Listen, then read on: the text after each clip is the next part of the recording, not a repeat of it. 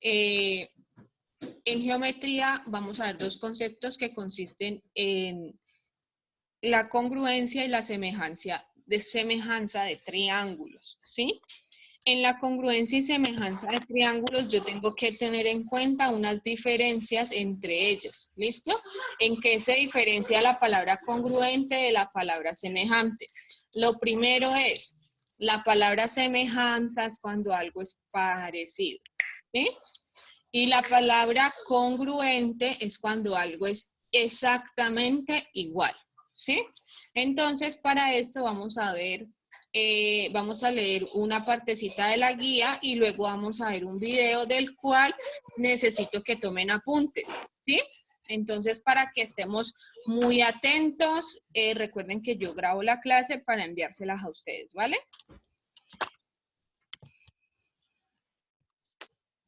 Entonces, estamos viendo hoy estadística y geometría. Entonces, en la parte de geometría vamos a ver qué es la congruencia y qué es la semejanza. Lo primero que vamos a diferenciar es que cuando dos triángulos son congruentes es porque son igualitos, ¿sí? Igualitos en todo sentido, sus ángulos, sus medidas, su forma. Y semejante es cuando se parecen, pero pues no son exactamente iguales. Entonces vamos a ver un primer video de la congruencia de triángulos.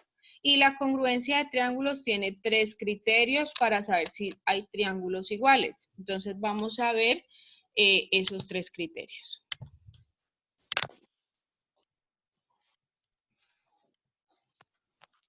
¿Todos estamos en un video de YouTube? Señora. Listo, entonces voy a poner el sonido y lo voy a ir pausando para explicar algunas cosas.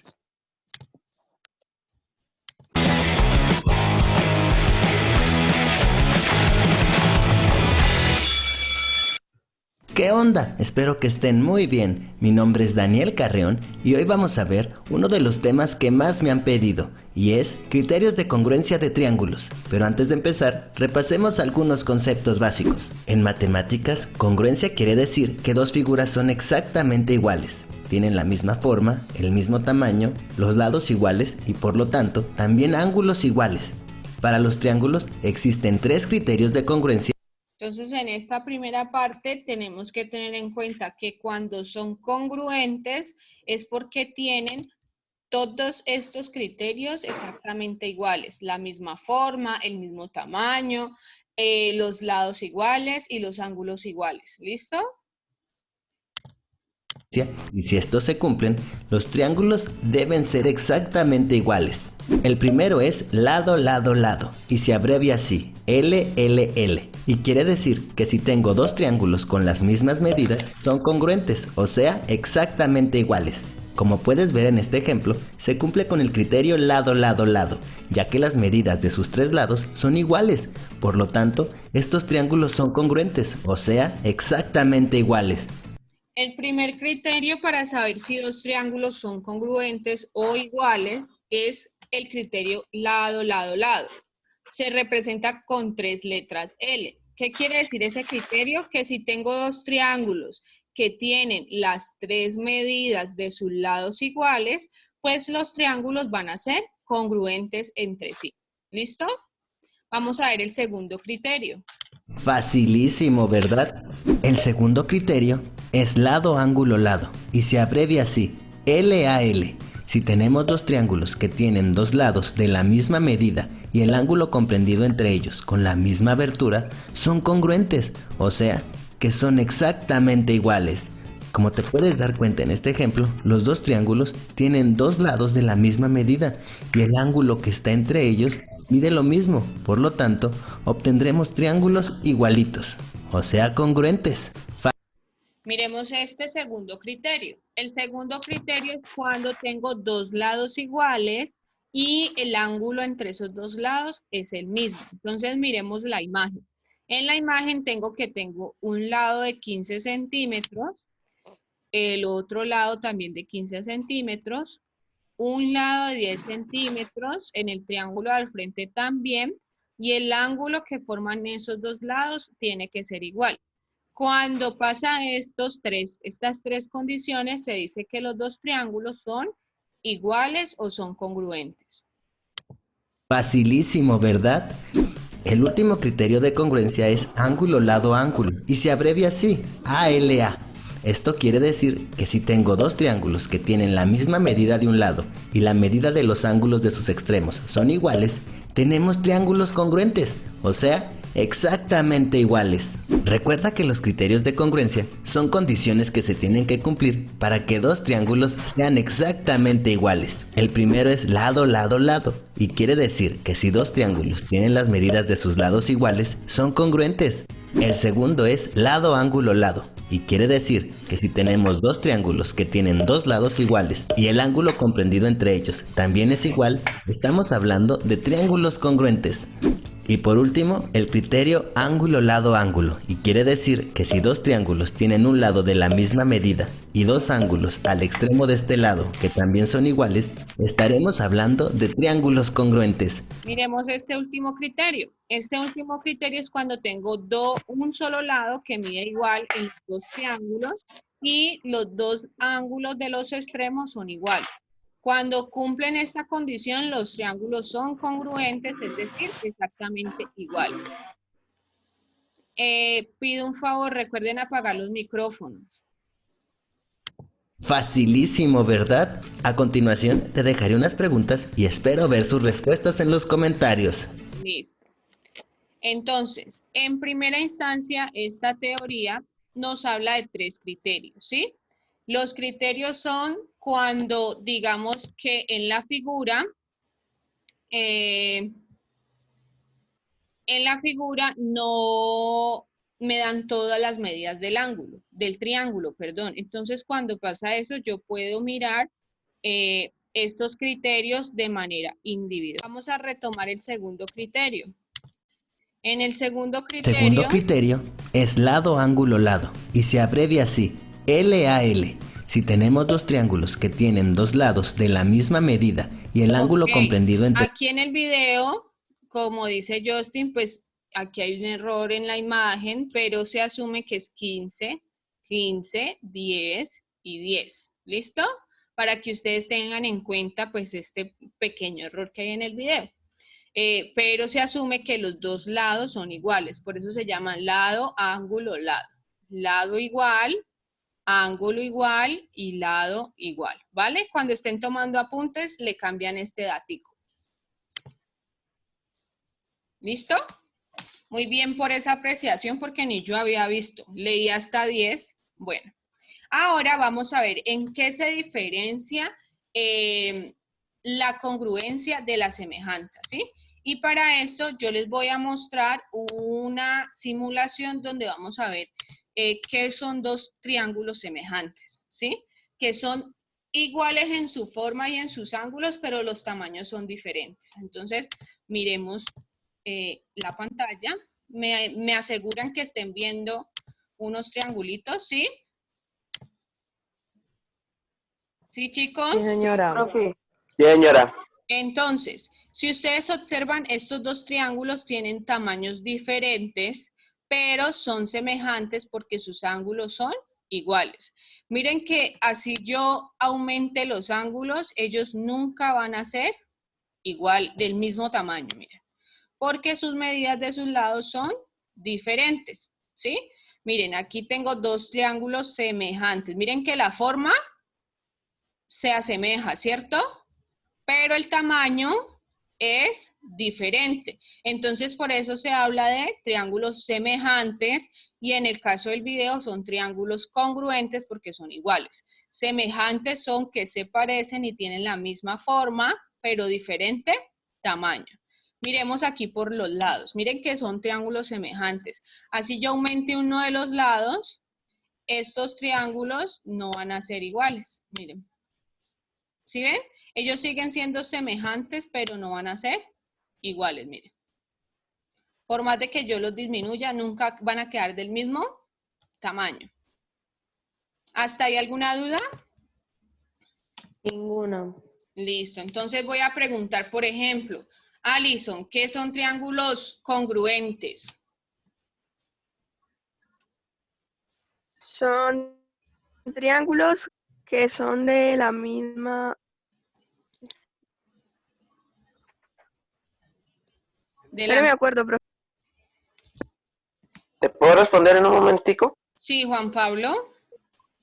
Los triángulos congruentes son los que son exactamente iguales. Exacto. Congruencias que son exactamente iguales. Por ejemplo, si yo tengo un triángulo aquí y el otro triángulo lo tengo aquí y los acoplo, tienen que calzar exactamente iguales porque son congruentes, ¿sí? Ahorita vamos a ver triángulos semejantes. Le voy a preguntar, ¿quién quiere participar, pues? Juan José Jaramillo, listo. Juan José, ¿cuáles son los semejantes? Los semejantes son los que se parecen, pero no son iguales. Exacto, es decir, tienen la misma forma, pero no tienen el mismo tamaño, ¿vale? Como vimos en la simulación. Sebastián Ordóñez, sí, puedes entregarlas hoy, ¿vale? Entonces, esta primera parte que vimos en la clase corresponde a la primera pregunta de la actividad número 4, que es para el próximo martes, ¿sí? Entonces, en la primera pregunta tengo que definir lo que acabamos de ver con mis propias palabras, ¿sí? Si usted quiere hacer dibujos para explicarlo, ya va en su creatividad y tiene que estar con sus propias palabras, pero pues que quede bien redactado, ¿sí? ¿Hasta ahí alguna duda? No, señora. Juan José va a preguntar algo. Yo no, profe. Anacona, ¿va a preguntar algo? Sí, profe. Sí. ¿Por qué la actividad 4 no era llegada hasta la actividad 3? No, mi amor. Actividad 3 es para hoy. Y la actividad 3 es la que del tema anterior, que es multiplicación y división de expresiones. ¿Sí? Y la Actividad, esa es la 3. usted dijo 2 veces 3. Mira, les muestro la guía, ¿sí? Para que aclaremos eso porque es importante. En la guía tenemos, está organizada así. Ay, esto no me quiere. Fundamentos 1, que tenía actividad número 1, ¿cierto? Es esta actividad que ya la entregaron. Actividad 2, que es la que Anacona me debe. Era esta actividad de lenguaje algebraico, ¿sí? Actividad número 3, que es la que tienen que entregar hoy, que es la de multiplicación y división de expresiones algebraicas, que es Profe, la actividad 3, ¿hasta qué horas tenemos? ¿Hasta qué horas tenemos? hoy, 12 de la noche, el colmo que no la hayan hecho. Yo les doy una recomendación, amores, no por malo, pero yo cuando veo una clase tengo el conocimiento aquí fresquito.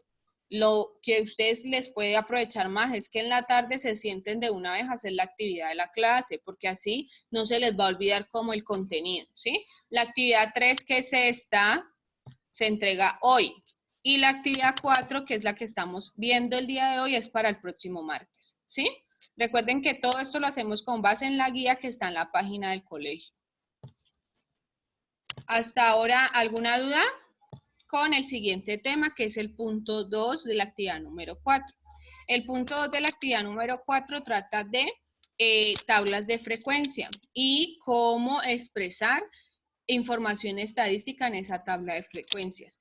Para esto vamos a hacer 2 recorderis. El primero, vamos a recordar cuáles son los gráficos estadísticos que más se utilizan en la cotidianidad. ¿Por qué digo cotidianidad? Porque se utilizan en las noticias, en encuestas de restaurantes, en encuestas de niveles de satisfacción. En muchos contextos se utiliza estas gráficas. Entonces, les voy a proyectar, denme un momentico, un video donde vamos a ver los tipos de gráficos. El video es cortico, dura 2 minutos y medio. Entonces, para que por favor, espérenme un momentico. Observemos y tomemos apuntes. Si yo no puedo tomar apuntes, entonces espero que en la guía están los 2 videos, o miro la clase y tomo apuntes, ¿vale, amores? Entonces, comparto video. ¿Me confirman si todos están en la pantalla de YouTube? Sí. Sí, profe. Listo. Entonces, voy a colocarlo y este sí lo voy a dejar correr porque es algo que ustedes ya conocen, ¿vale?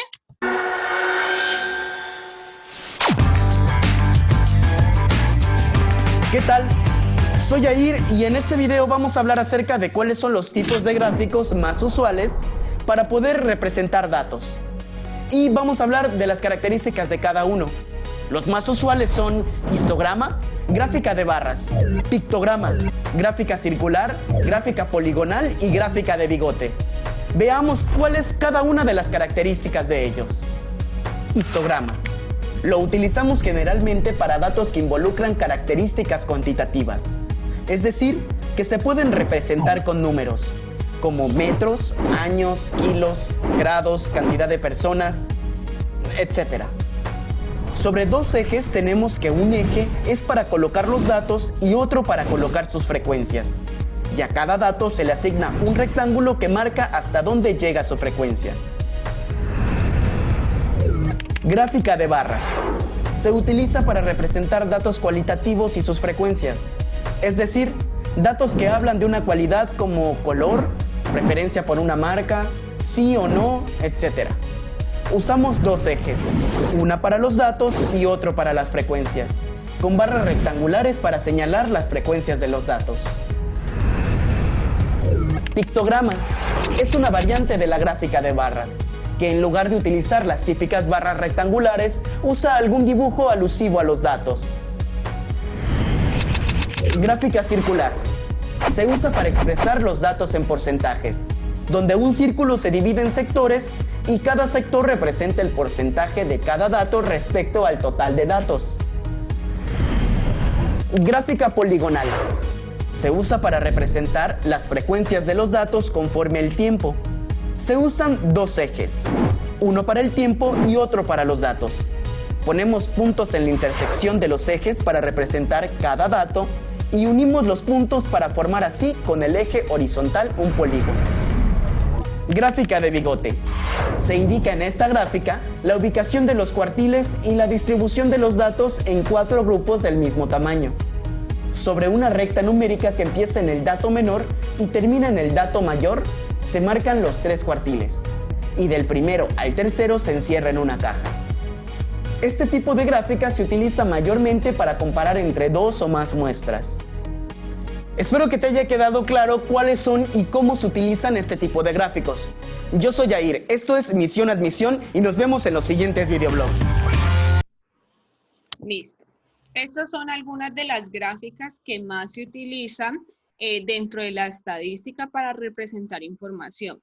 Recuerden que la estadística se encarga de recolectar datos y analizar el comportamiento de los datos. Por ejemplo, cuando hay conclusiones como que en una población la edad promedio es tanto, eso es estadística.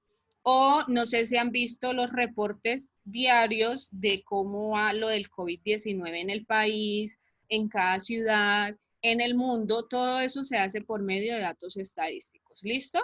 Entonces, van a abrir su archivo de Excel los que puedan y los que no, lo vamos a hacer en el cuaderno. Lo mismo que yo hago en Excel, usted lo puede hacer en la calculadora. ¿Listo?